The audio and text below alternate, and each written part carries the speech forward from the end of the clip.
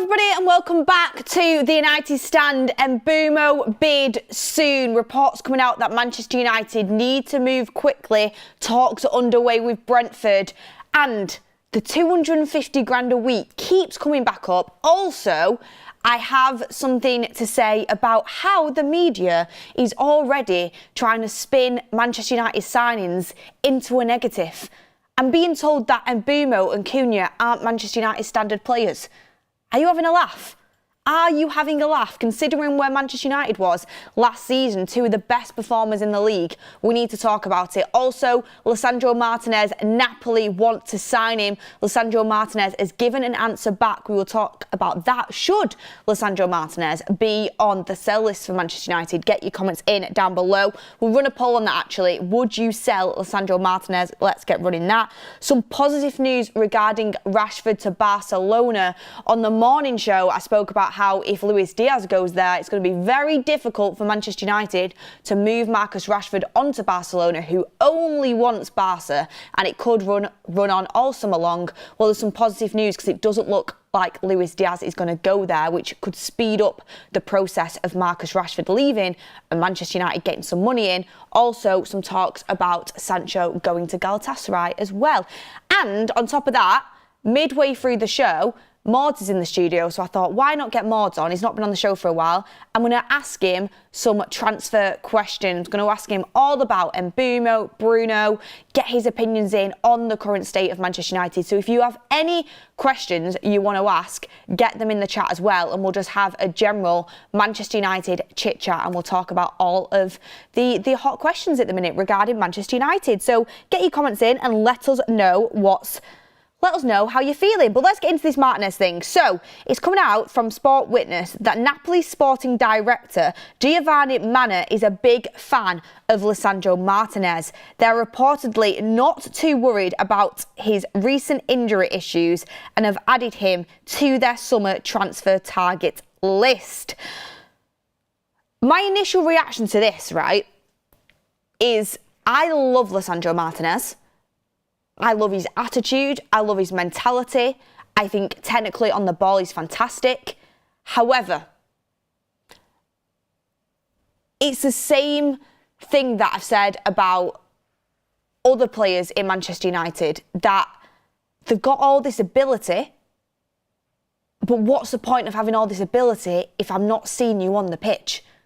Lisandro Martinez apparently is a leader behind the scenes, a leader on the pitch. We know how good he is when he's at his best. That partnership with Varane in Erik ten Hag's first year was just, it was, honestly, take me back, it was fantastic.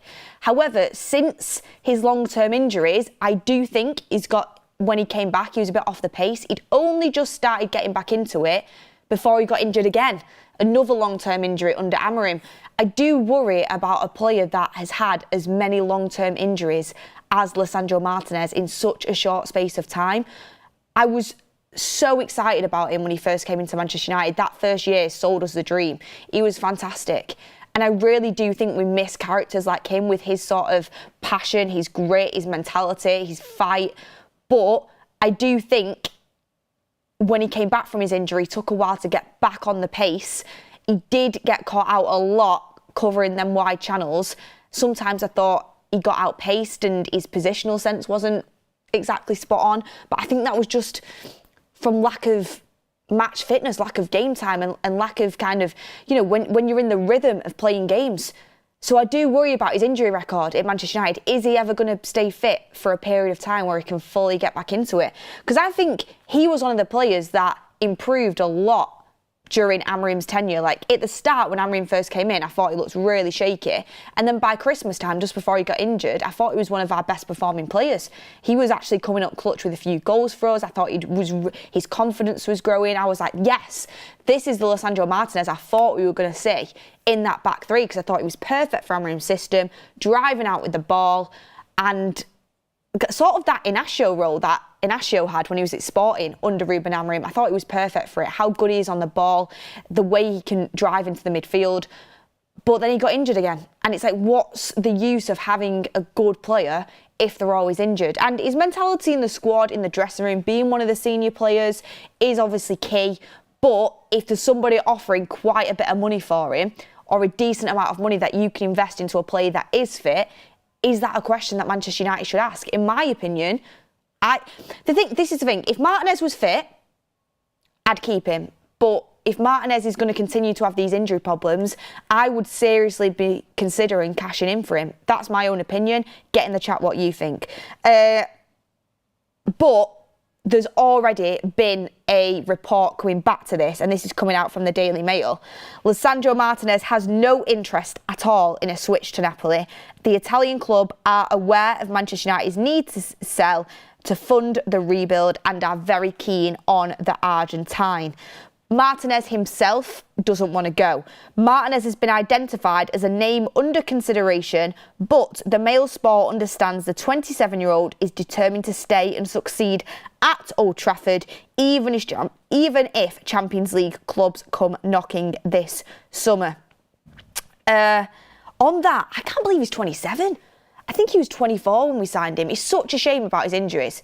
It is honestly such a shame. Like, already, how many years have gone past and we've not even really seen Martinez properly. I don't think yet. I don't think we've seen him at his full best apart from that first year. And then obviously he suffered an injury then. I'm seeing people in the chat saying, sell Shaw. People are saying, sell Martinez but keep Shaw. I've never said keep Shaw. I'd sell Shaw this summer.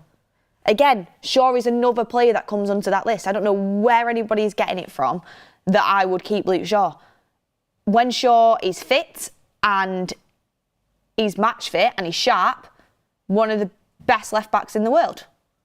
Not this season, but previously. But he's never fit, never available. I would get rid. If somebody offered money for Luke Shaw tomorrow, I would sell him because he's never fit and available. I don't know what the chart is trying to insinuate there, because I would absolutely sell Shaw. Shaw's injury record is absolutely ridiculous, but Lisandro Martinez is also getting a really poor injury record as well. And if somebody's offering you money, that could be a consideration for Manchester United, because the last thing you want is in a few years' time, Lisandro Martinez has the same injury record as Luke Shaw, and you had the opportunity to get money for him, and now nobody wants him because they know about his injuries and they know that he's never going to be able to stay fit. So it's something to think about. Glenn C says Leach will have 2 years left in his deal this summer, so a decision will need to be made. Not sure if there is a +1 as well. Really interesting take there. I don't think there is a +1. I think it's just the 2 years left in his deal, but I would have to look into that. I'll look into that in a second, actually. But there is a slight injury update on Lisandro Martinez, and this is a huge boost for Manchester United, and this is coming from the Mail Sport as well. Lisandro Martinez is recovering from a cruciate ligament injury and is on course to return for pre-season training. There is hope that he can return to the first team in September. And again, I really don't want to be negative, because I'm super happy he's coming back, obviously. I always want the best for every United player, but when you suffer long-term injuries like cruciate ligament and the injuries that Lisandro Martinez has had, it does affect you. It really does affect you, and you do become more injury prone for the rest of your career because the muscles surrounding that injury become weaker. Like, you have to rely on different parts of your body, which then, puts pressure on them. It strains them. You are more injury prone. It's what's happened with quite a few players that have gone through serious injuries like Lisandro Martinez has. So his injury record is a concern to me. However, I know that Amorim massively values him as a leader of his squad, and he has a good relationship with him. Amorim likes him. Amorim sees him as a leader, sees him as a key senior player in the rebuild. So I think he will stay. But if someone is offering some money for him, I would be open to offers and listening to taking it. I wouldn't mind if Martinez did go for a good portion of money. As much as I love the player, it's the injuries that put me off. Plus, Lenny Yoro, Martinez's role, which I didn't think anybody else in the squad could do, driving out from the back from the left-hand side, driving into midfield, Lenny Yoro has literally been fantastic at doing that exact same thing. Second half of the season, when we've had to cover Lisandro Martinez's position, Lenny Yoro has been fantastic at it. I think he's really progressing. I could see him playing there. I know he's not typically left-footed, but I think he's excellent in that position. Also, Aiden Heaven as well. We signed Aiden Heaven in January when Lisandro Martinez got injured, And we signed him for 1 million. People thought he'd need loads of time. And obviously, he still is going to need some time. And you need a more senior player around him to kind of help him. And you don't want to put too much pressure on him. But he looks fantastic there as well. Excellent on the ball. Used to be a midfielder. He's got great awareness. Good at driving into the space. So you have got players in the squad that can pick up on that absence from Lisandro Martinez. If he did go, though, which I don't think he will, but if he did, you would still have to buy a senior left-sided centre-back. I do agree with that because Lenioro is still young and I think will eventually play on the right side of defence. Could play central as well. I think Lenioro is just absolutely fantastic. I think he could play all three of them positions, to be honest with you.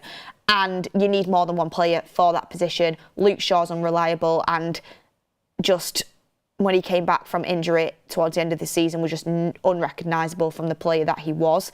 Ricky will disagree, but for me, just not good enough and cannot rely on him. And also Aiden Heaven, despite how good he's looked, still young. So it'll be interesting to see what happens, but I don't think he will go. Also, Martinez is a World Cup winner. He wins trophies and he's got that experience, which is, you need when you are doing a rebuild, and this is a reason why I didn't want Bruno to go, you do need experience in the squad. You've got Casemiro, you've got Bruno. Casemiro might be leaving, but I think he'll stay.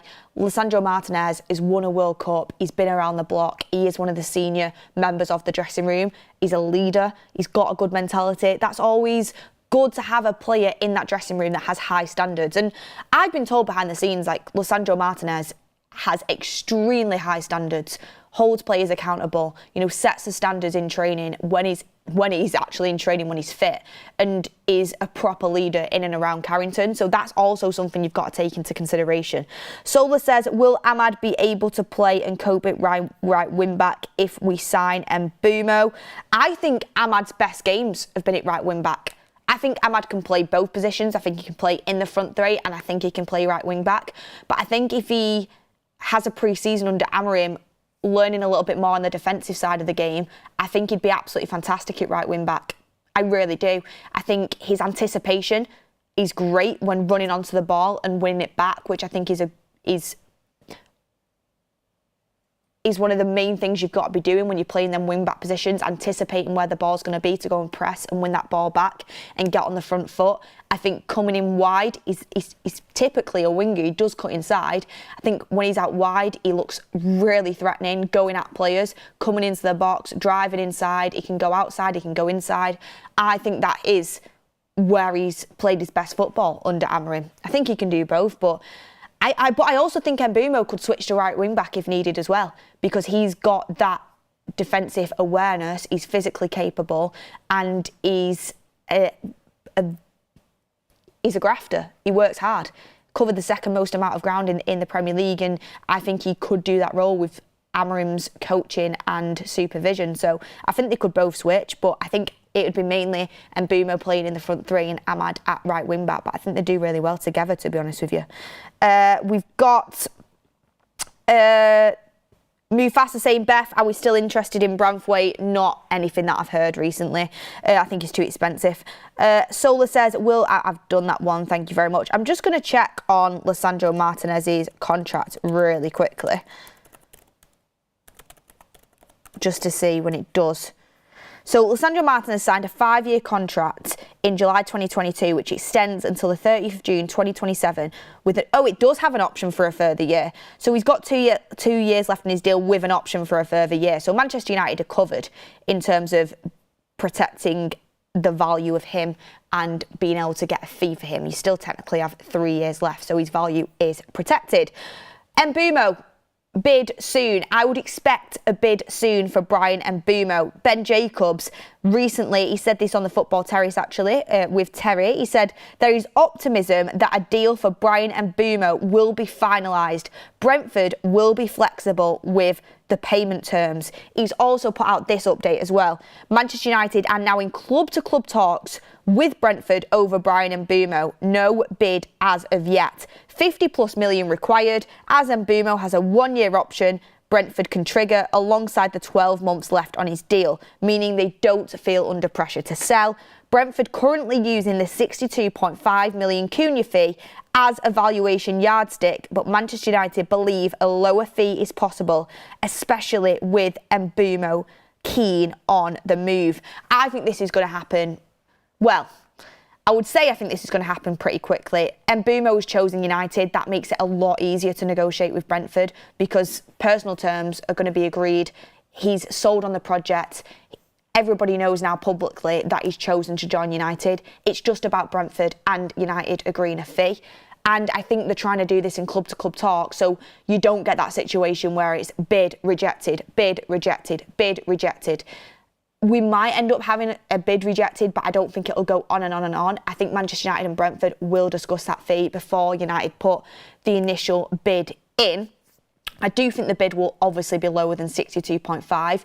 The only thing is, if Manchester United want to get this done quickly, which we know they do. Ruben Amorim has been very clear and put pressure on Manchester United and the recruitment team that he wants signings in and ready for pre-season. He doesn't want to be waiting about. He wants to work with his squad. It's really important to him. It's massively important to him. If you follow what he did at Sporting in their rebuild and you speak to Sporting fans, pre-season is absolutely massive to Ruben Amorim, and it's where he will really get to work with this rebuild and with the squad. He's been very clear to the board that he wants his signings in before that. United will have to probably pay a little bit extra because Brentford, with the situation they have with his contract, and they've made it publicly known that this could go on and on and on all summer if United don't pay the fee that they want. They have that room to kind of be like, well, if you want him, pay. If not, you're going to be negotiating until the end of the summer. They were the reports that came out a few days ago. The fact we're in talks right now is a good sign. Ben Jacobs still kind of insisting that United feel like they can get more towards the 50 million mark rather than the 60. I think what will happen is we'll meet in the middle at around 55. I won't be surprised if United put in initial bid of 50 million pretty soon, and then we'll kind of meet in the middle at 55 and we can get this deal done quickly.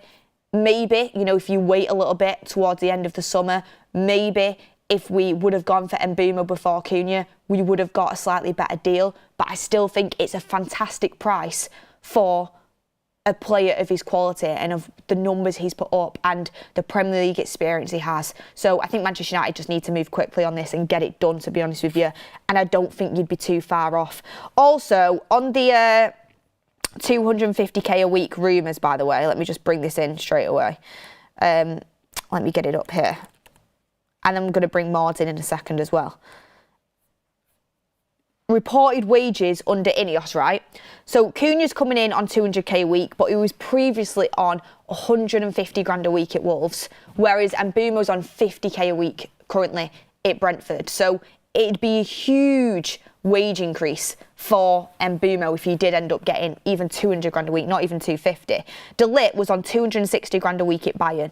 He's now on 195k a week. Mazraoui, 135k a week, Ugarte 120k a week, Yoro 115k a week, Zirkzee 105k a week, Dorgu 40k a week. They're the wages that have happened under Ineos. I don't think Bryan Mbeumo's coming in and blowing up that wage structure on 250 grand a week. I do think 250 grand a week is too expensive, but I think 200 grand a week is more than fair. He's one of the best performing players in the Premier League and has been doing it in the Premier League for quite a few seasons. And Cunha is coming in on 200 grand a week.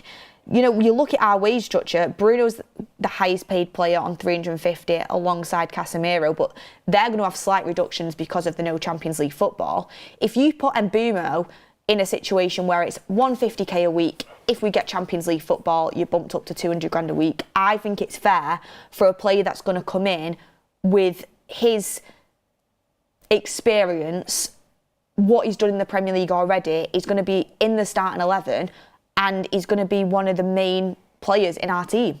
He's 25, he's a senior player. I do think looking at Manchester United's wage structure, around the 150 to 200k a week mark would be right for Mbeumo. But I don't think it's going to be anywhere near 250. I think that's been massively inflated by fake reports. Liam Vernon says, I don't want to sell Martinez, but he's injury prone and we can't rely on him all the time, so it is just best to sell. Harry Lancaster says, outside Tate, but Leach as CDM, great on the ball. Don't know if he has the mobility for it, Harry, to be honest with you. And he's not played there under Amorim. He didn't play there under Ten Hag. It is time at Manchester United anyway. I don't really see it, but I know it's always been a fan theory, but I just don't know if he has the mobility for it. Anyway, let me get Maud into the show. Maud, welcome. A little bit of a Q&A segment. Yeah. Get your questions in the chat for Maud, by the way, in terms of transfer questions, Manchester United questions. First of all, I want to ask you, before I read out the result of the poll, if the right money came in for Martinez this summer, would you sell him? No. We need defenders, and I know that's kind of been the area of the pitch where we've probably done the best in, if we're being honest. Like, our attack's been pretty poor last season. Midfield's kind of chopping changey all over the place. The defence, when everyone's been fit, has actually been all right. But the fact that in the past 2 seasons we've had to kind of go down to our 6th, 7th choice centre-backs because we've had no other option means that if we go and sell some of the players that we have, it makes no sense. So what if I said to you, you sold Martinez but you get another left-sided centre-back in? Who? Someone good. Right, does that mean, like, if we're going to get someone in, it wouldn't make sense to go and replace an experienced player for someone who's now going to be inexperienced and be looking for game time to try and build themselves up. I'd rather we keep the players that we already have. We've already got Aiden Heaven, who's obviously inexperienced but still doing very well. Yoro, doing very well but still a bit inexperienced. We've got the youngsters, obviously Fredrickson and whatnot. Like, we've got the youngsters there. If we're going to go and bring in a player, they'd have to be someone of a little bit of calibre, someone who's done a bit, been around the block a little bit, if we're going to sell Martinez. So for me, it makes no sense. Let's keep him there, because even if he doesn't start every game, I'll happily rotate him.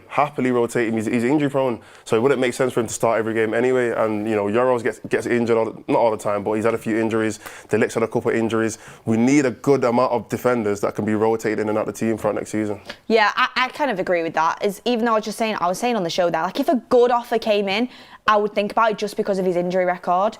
But in terms of his ability and his experience, I would want to keep him. I just hope he can stay fit. Because like you said, even say if he does, have a few injuries, you are confident in the likes of Yoro and Heaven.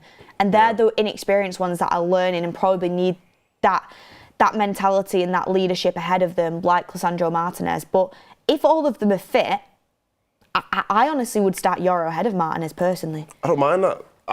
I agree. I said that last season anyway. I agree. I think Yoro's good enough to start.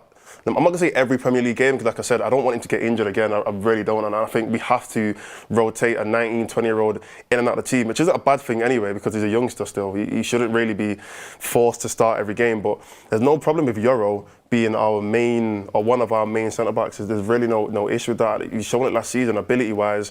I mean, look at the final. I don't even really want to talk about it, but look at the final. He was one of our shining talents in that game. It was Yoro. Was the best player. Probably our best player. And even before he got injured, he was still probably one of our better players. So, yeah, I think Martinez is going to have to do, or at least prove himself a little bit more now again, because realistically, like I said, he's a World Cup winner. You shouldn't really have to prove yourself as a World Cup winner. But now that we've got a young player like Yoro in the team, it's like, okay, well, Martinez, you've got to kind of show us again, are you good enough to kind of take that position back off Yoro? So I don't mind them both kind of... Competition for places. So I don't mind it. It's not a bad thing. It's a good thing. So, I think Martinez and Yoro can kind of chop and change in that left centre-back role. I like that. And the chat agree with you as well, because 61% have said no to selling Martinez. It's closer than I thought it'd be, though. That is pretty close, to be fair. Rob, Always United, says, Beth, can you ask Maud about the Zirkzee rumours? There was some reports this morning that United might be looking to sell Hojlund, which we all know about. Apparently, they've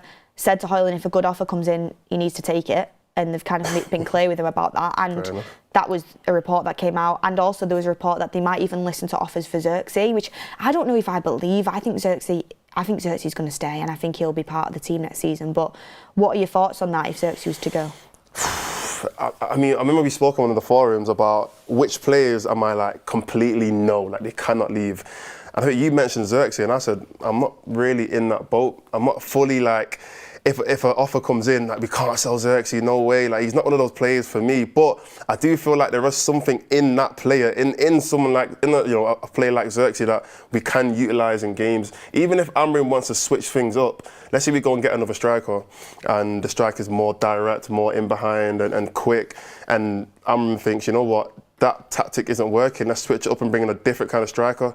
That is going to be Zirkzee. He's going to be someone who can change the game a little bit more by dropping in deep and linking up play and just providing something that we don't already have on the pitch.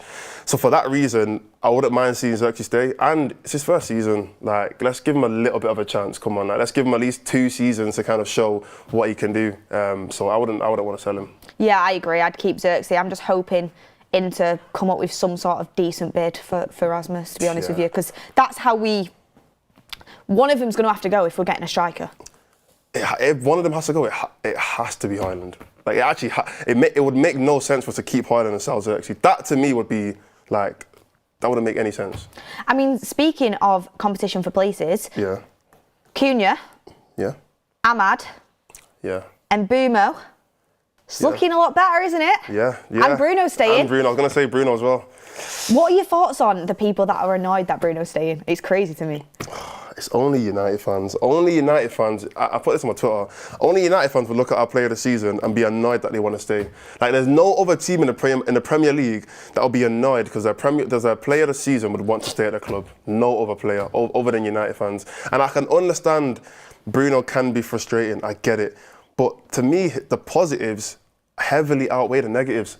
And I think there's no coincidence that Bruno is like other teams, and you know, I've spoken to rival fans, and they say, you know what, Bruno's actually your main guy. Like, Bruno's the one guy in your team that I look at and think he's actually dangerous. Like, rival fans would laugh at us if he left. Yeah. No, literally they would. And people say, I've heard, again, maybe Twitter's just Twitter, innit, but I've seen people say, oh, he doesn't suit the system.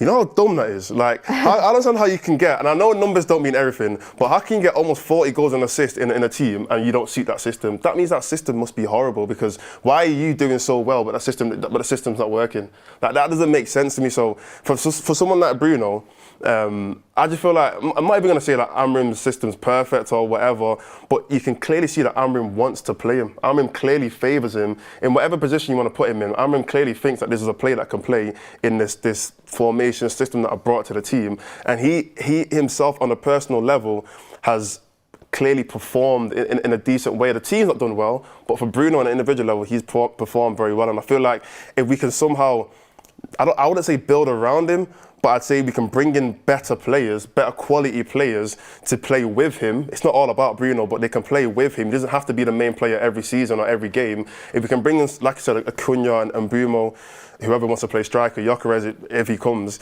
then the pressure gets relieved of Bruno. He doesn't have to be the main player every single game, which means now we've got other guys who can do different things in the team, and it suits everyone a lot better. So for me, I think it's the best benefit that we have that Bruno has actually chosen to stay.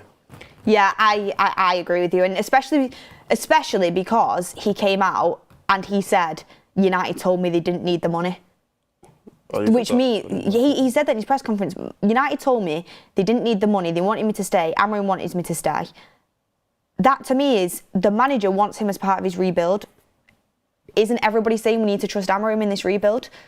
Obviously he wants, you know, the best performing player at the club, the captain, the leader of the team, the best signing post-Fergie to stay.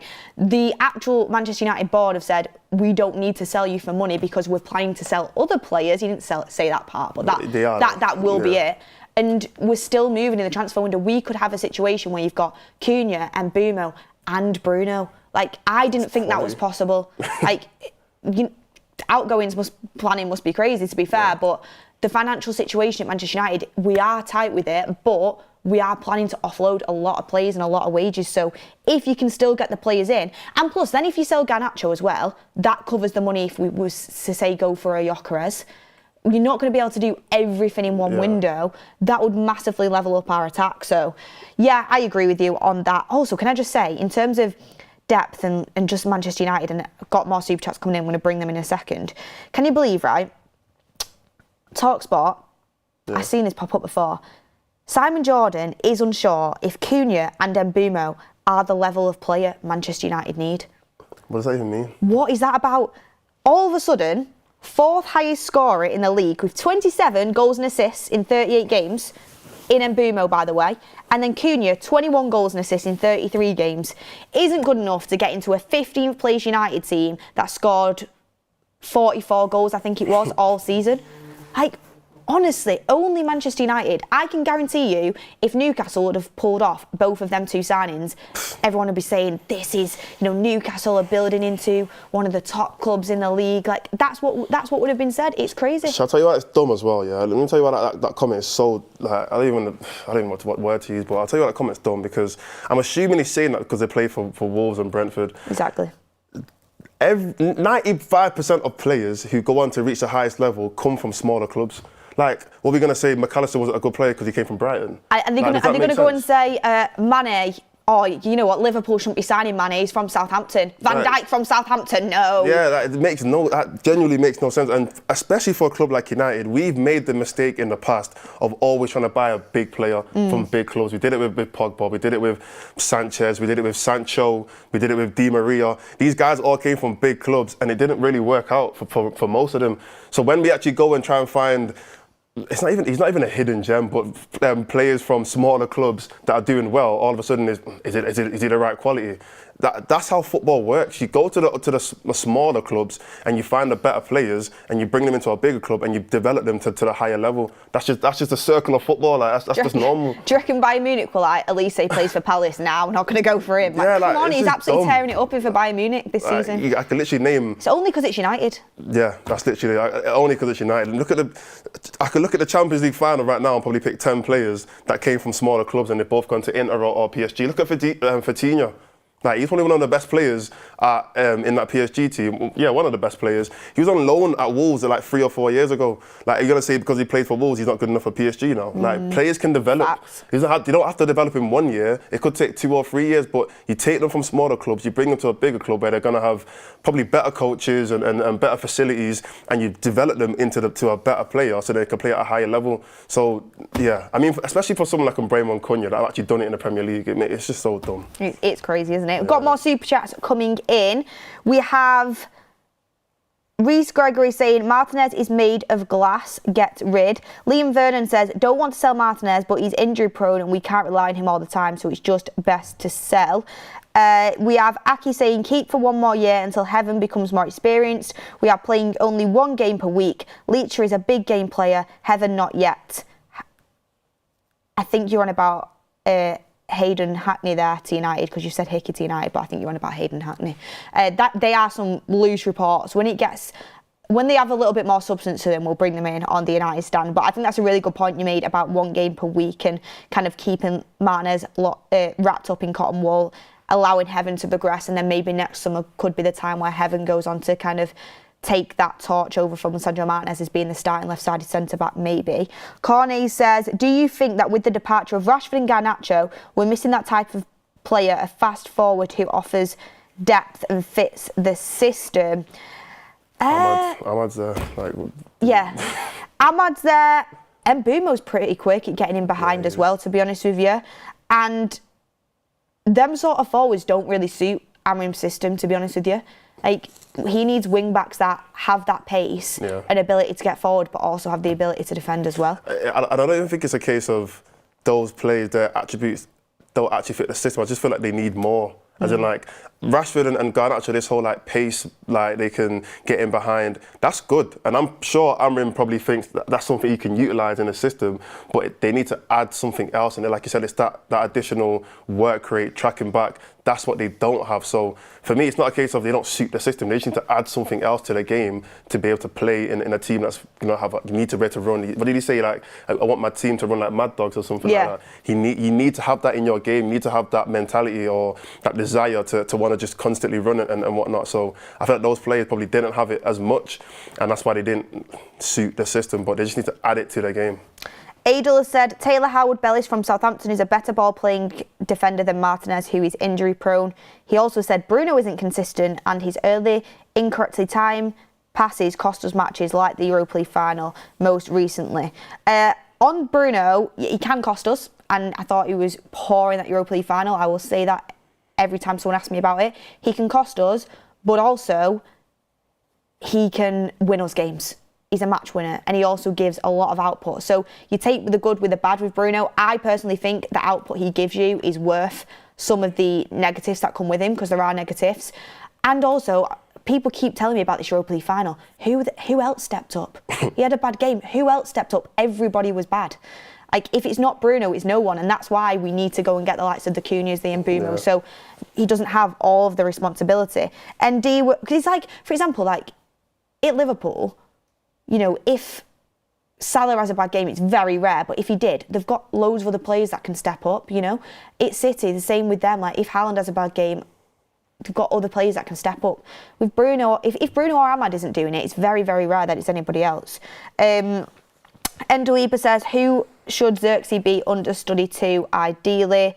I mean, quickly, Maud, what striker would you be getting if you could pick anyone? Gyökeres. Gyökeres, yeah. Kill Robinson, would you take Matera? He keeps being linked to us. Not for long, I'll be honest. Maybe a season, maybe 2 seasons max. I want to go for Gyökeres, to be honest with you. For an extra 20 million, if he had to, I'd take Matera, but Gyökeres, yeah. Keil Robinson says it's logical to sell Martinez, skate to where the puck is going. Ahmad says, hey guys, would you rather get 4th for the next 2 seasons or get 6th next season and possibly win the Europa the year after and maybe win an FA Cup? What? I don't know. If you get 4th, you get Champions League anyway. Yeah, I'll take 4th. I'd probably rather just get into the Champions League, to be honest with you.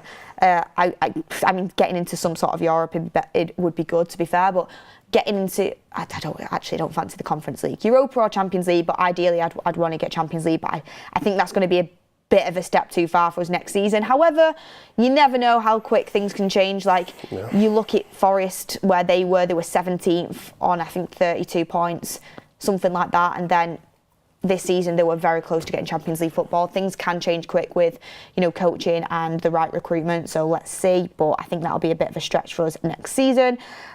Wanted to bring in this, right, okay, so according to PT Ghost, which is a Liverpudlian report, Liverpool are not selling Luis Diaz. Apparently, Liverpool don't know where the rumours are coming from that Diaz would go to Saudi or Barcelona, but they do not want to sell Luis Diaz this summer. However, it's been reported recently that, you know, Luis Diaz to Barcelona, you know, could be happening, but Liverpool have kind of come out and shut this down, that they don't want to sell Diaz. Whether they're just bluffing to try and get more money, who knows? But it has been reported that Marcus Rashford and Luis Diaz were both on Barcelona's list this summer. If Diaz is off the table, this could speed up a potential move for Rashford. So that would be good in terms of getting money in. Also, coming from Ben Jacobs, Galatasaray are interested in Jadon Sancho. The price tag won't be a problem for suitors who want Sancho, but his wages will be. United are going to end up paying off his wages, I reckon. Yeah, what's he on 350k, something like that? It's 300 plus. I know it's 300 plus, which is how does he insane. think anyone's going to pay him? How did he even get that? Like, how did we agree to get? Like, I get it. He was like this young talent, youngish anyway, young talent. Like, you know, doing well at Dortmund. He's at England, but 350k. Like, that was one of the worst decisions United ever made, because getting that off, and Sancho's never going to say, I'm going to take a pay cut for no reason, because he's never going to get 350k ever again. So you're going to keep with that contract for as long as you can. So we're definitely going to have to end up paying something. I don't know how much it's going to be, but we're going to have to pay something. If it was me, and obviously it's easy to say in this position, I would have took a pay cut to play football for a club that is in the Champions League. Chelsea's his boyhood club, you know. Chelsea is his boyhood club, right? He's just scored in a Conference League final for them. I knew the fan base had mixed reviews on him, but I'm pretty sure like they're all right with him. Like, you know, decent connection with the fan base, right? And the manager quite likes him. He's got a relationship with him, Enzo Maresca. I would have took a pay cut personally, like to play football. Is that actually the reason why he didn't stay? I don't know. I think it's. I said on my Sancho show, I think that Chelsea might not have wanted him, and that was what was put out there to save embarrassment on his end. Okay. But what is being reported, and we've got to kind of take it as it is that Chelsea were trying to negotiate personal terms to buy him, but he wanted to keep his wage. That's what he's put out there. Fair enough. So. Yeah, I actually agree with that. Because I was more talking about Galatasaray, but if it's a case of Chelsea were saying, look, we only want to pay you 120, so I don't know, 150 or something like that, and he's like, no, I want 300. oh, I'm leaving, then yeah, obviously they're going to leave. They're going to tell you to go. Because why on earth they're going to pay that much for you when realistically it's Chelsea. Chelsea can go and buy anyone they want. They're going to go and buy another 4 or 5 players this window anyway. So yeah, I think he should be thinking about his career because he's still, what, 25, something like that. He's still got a long career to go. If you go and lead the Premier League now, it's going to be difficult to come back. You know, because not a lot of teams are going to think a 29-year-old they're going to want him after he's struggled at 25. So, yeah, I don't know. I agree with you still. He should be thinking about actually trying to play football. He wants to have a long career. Yeah. Next question I wanted to ask you is, so we've signed Cunha. Looks like we're going to sign Mbeumo. Yeah. If we got them two, where would you go next? Apart from obviously everyone knows we need a striker. Well, after striker? Yeah. After striker, where would I go next? There's 2 positions. 3 actually. Well, you've got. I don't think we'll do any. I think we'll get Cunha and Mbeumo, hopefully a striker, and then I think we'll probably get one more signing. That's my theory. But yeah, I agree because that's already a lot of money anyway. So I don't. But then if we do sell Garnacho and Rashford for near enough 100 million. Are we going to get 100 million for those 2 players? Say if you got 50, maybe 90. Say if you got 50 for Garnacho, 40 for Rashford, you could get 90 million in pure profit. But isn't most of that going to go, not most of it, but like, let's see 2/3 going to go to the striker? But it gets amortised. So say if you paid like Sporting, yeah. So say it was 65 million, but you only paid them like 12 million this year. Yeah. So you've or maybe even say 20 million this year. Yeah. Say you did it in 3 instalments. You still got like 70 million left to play with. I know what you mean. Yeah, but I know what you mean. So we still have money, I guess. So okay, what position am I picking? I'm gonna lead the goalkeeper. No way. I'm gonna lead the goalkeeper. I can't believe this is the one thing I disagree with you on. No, because I don't think I don't want Onana to stay. Though. He costs I don't want Onana to stay. I've said this loads of times, innit? But I'm gonna lead the goalkeeper for now, innit? For that, if Onana has a stinker till January, I'll be honest, January 1st, find the keeper, get him out. But for now, I'm just going to leave that position. I'm going to go midfielder. Yeah. I'm going to go midfielder. I just feel like we just don't have a quality player there. Like, I know Casemiro, been great for us. He's still going to be here next year, so he's going to be playing football. But I think especially if Bruno's playing there, we're going to need. I don't think Casemiro, and I know it's worked in the past, but I feel like you need somebody a little bit more athletic and somebody who can get up and down the pitch and also play like quality football next to Bruno if he's going to be the long-term midfielder there. And I don't think that's Ugarte right now for the future. Again, Ugarte can play, but I don't think he's the starting guy in my opinion. And I don't know about Casemiro either. So I think if we go and get a quality DM, like a serious DM, and put him in that midfield position next to Bruno, that'll make a huge, huge difference. And then after that would be the goalkeeper. Yeah. Yeah, I think you're kind of on it there. I do think, as much as mine would be a goalkeeper, just because I think Onana costs us too much. But he does. We do massively need a midfielder to play next to Bruno. I was speaking to someone the other day, and they made quite a good point. Ricky's always going on about how he has to be Casemiro and Ugarte and Bruno can't play in the pivot, and you know some people do believe that, but I was looking at that PSG team, right, that beat Inter in the final, 5-0 by the way. Crazy. Of course, you know, they have a better squad than us, but their midfield is João Neves, Vitinha and Ruiz. Like, there's no standout like destroyer in there.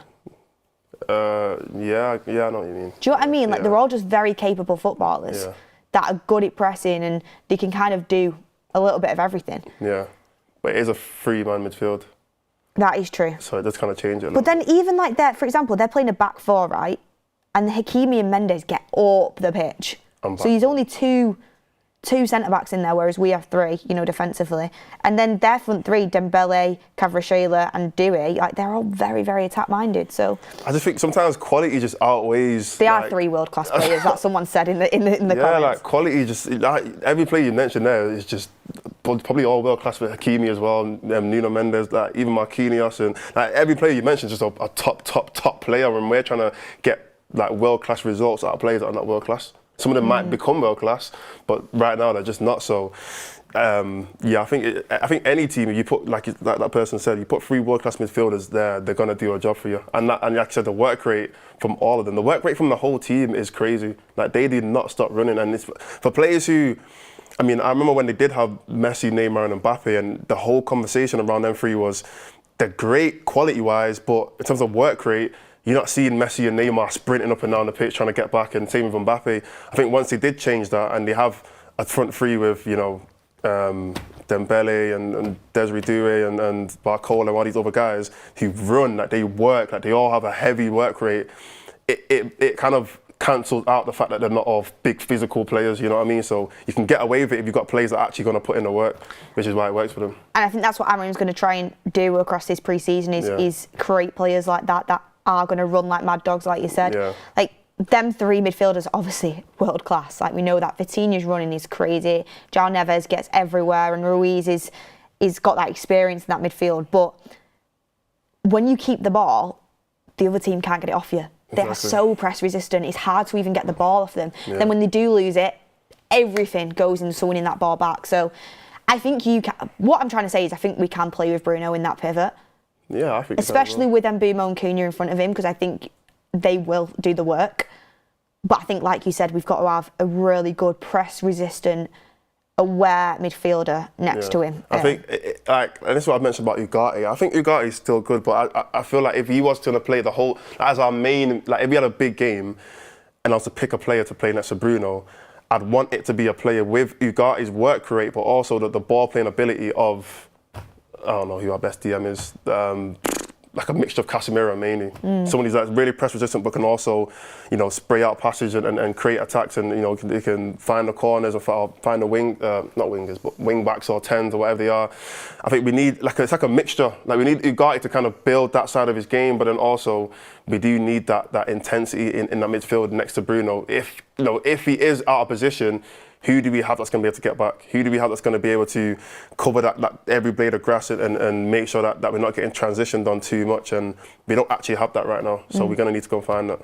Yeah, I agree. And it's just, I also think people who criticise Bruno when he's in that position for not having the positional discipline and losing the ball like he did in that final, which I thought that was a mistake from Amram, to be honest. As much as maybe we might have said, Bruno can play in the pivot, I think in the final it was a bit risky because he can lose the ball in dangerous areas. However, I do believe when you have more players in the team that are taking the burden off him, so he doesn't have to be doing everything, he can, sit back and kind of realise, oh, I do have to be more disciplined. I do have to be more positionally aware, because in games he's shown he can do it. He can do it, but when he gets carried away with himself trying to do everything, that's where the loose passes come. That's where losing the ball in dangerous areas come, forcing it comes from. And Bruno just needs to control that, and Amram needs to help him as well. Got some super chats in, but I want to quickly bring this in before we wrap up. And this has come out from Fabrizio Romano right now. So I think this is important. So this is just in from Fabrizio Romano. Bryan Mbeumo wants an important salary at Manchester United, but nothing different compared to other players like Cunha and more. So he doesn't want to be the highest paid player at United, but he wants an important salary and to feel important. It's what I said at the start of the show, which he deserves from the numbers he's putting up. So from some of the players that you mentioned before, I think you said De Ligt's on like 180 or something like that. It's on like 190. 190. Mazraoui's on like 150, something like that. Around that ballpark. I don't mind that. I genuinely don't mind that. 150 to up to, I think 200 is a max. I think that's a cap. Because I think the fact that we gave Mason Mount, was it 200 something? I don't know. 200. Yeah, I think that was. Or 240 maybe.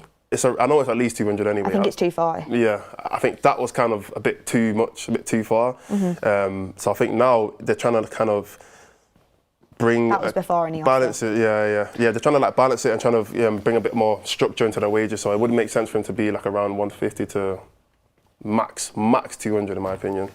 Jason Hanna says work rate is overrated, just get players who are good on the ball and we'll be fine. Jason Hanna says surely if United aren't going to pay Mbeumo 250k a week, if we do that's crazy, we'll just cover that. Nigel Spiegel says Onana personally has to go. I watched Goldbridge's review on YouTube and the amount of times Onana cost us is criminal. He puts us in danger with his passing as well. Thank you everyone for your super chats, really do appreciate them. We're going to wrap up here. Yep. Thank you, Maud, for that little Q&A. That was a nice little segment in the afternoon show. It's good. And thank you, everyone, for watching as well. Make sure you hit a like on the video before you go. Subscribe to the channel if you haven't already. And we will see you on the next one.